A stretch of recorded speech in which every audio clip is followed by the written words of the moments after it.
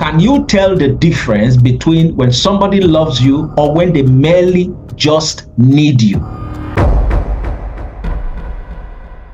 Do you know that a lot of people got married based on their need for the other person, not really because they loved the other person? Oh my God. Today, I'm going to show you about 10 signs of a needy person and then differentiate it from being in love. A lot of marriages are built on needs, not because there's love there. There's a big difference between need and love. One of the first signs of a needy person is that a needy person is self-centered.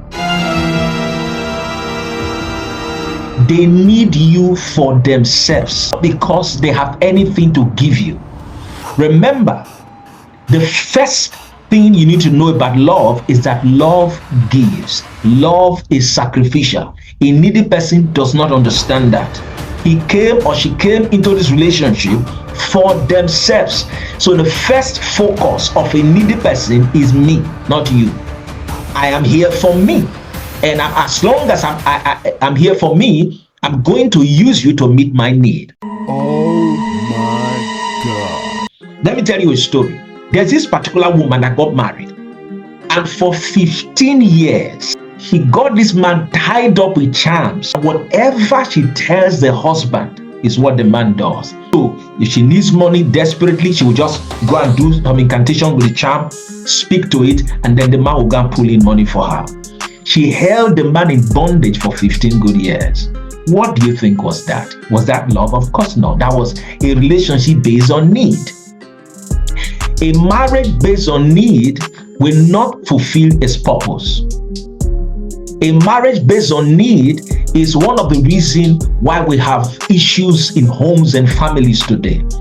When children are brought up in those homes, those children grow up as dysfunctional children.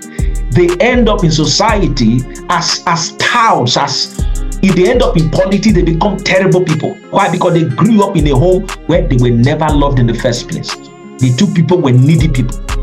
They're like scavengers looking for what to pick out of the marriage.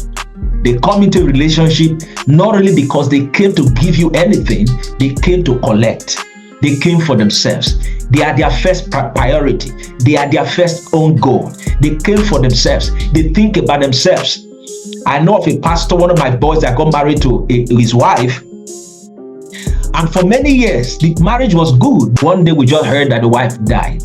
She just died. And I went for the burial. It was during the course of the burial we found that she had built a house for the parents without the knowledge of the husband. And every time she was pretending, there's no money, and she has built a big house. What do you think that was? What do you think that was? And the husband was shocked. We kept looking, but she's dead now. Marriage based on needs are dangerous marriages. Relationship based on need are dangerous relationships. The second sign of a needy person is that the person is extremely impatient with the fault of the other person. You are not patient at all. One of the marks of a loving person, one of the marks of love is that love is patient. It's patient with your fault. It's patient with your weakness. It can give you time to adjust.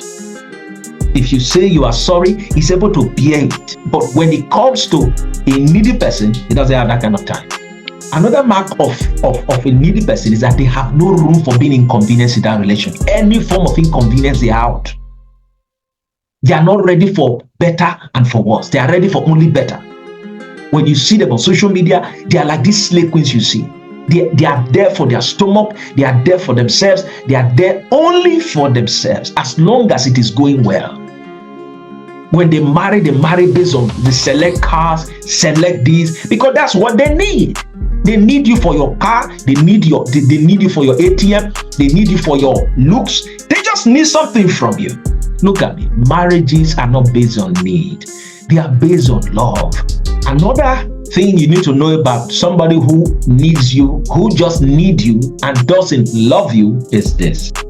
As long as they are in that relationship, they are not ready to go through any form of hurt at all. Look at me. Love is kind. That is one of the things you need to know about being loved. Let me tell you what is kindness. Kindness is giving until it hurts you. You give until you are inconvenienced. You can wait on that person. You can sacrifice for that person until you are gravely inconvenienced.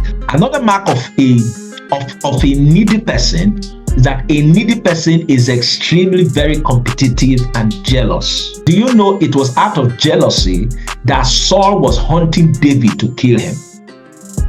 It was out of jealousy that made Joseph's 11 brothers to kill him. When somebody is jealous of you, they feel like you are occupying a position that belongs to them, and they become very competitive with you. And you can be the senior and the king and still be hunting the younger one, because Saul was king and David was not a king, and he was hunting him from place to place. So when you are in a relationship with a needy person, they are competing with you. You keep noticing this competition between the two of you.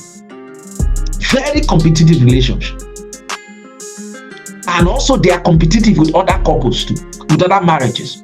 Somebody else is driving a car. He has bought a car. The next thing is start troubling you how you two you're going to find a way to get them a car. What is the organi? What is it?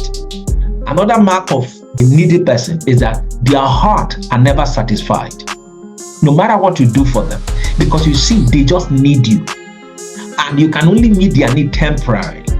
So after that need, there will be another need. And look at me, the only person who can truly meet the need of a needy person is God, who created them. So my advice is, if you think you're a needy person, why not find yourself and hand yourself over to God? Let God start working on your heart. Your heart is not healthy. The heart of a needy person has no bottom. It is endless, like a bottomless pit. Nothing can satisfy it. Take it from the one telling you this. Another mark of a needy person is that a needy person is highly irritable. Little things easily offend them. It doesn't take much to get this person peace. Are you listening? It doesn't take much to get them peace. They are highly irritable. Another beautiful thing about love is that love is not irritable at all. Little things don't upset a person who genuinely loves you.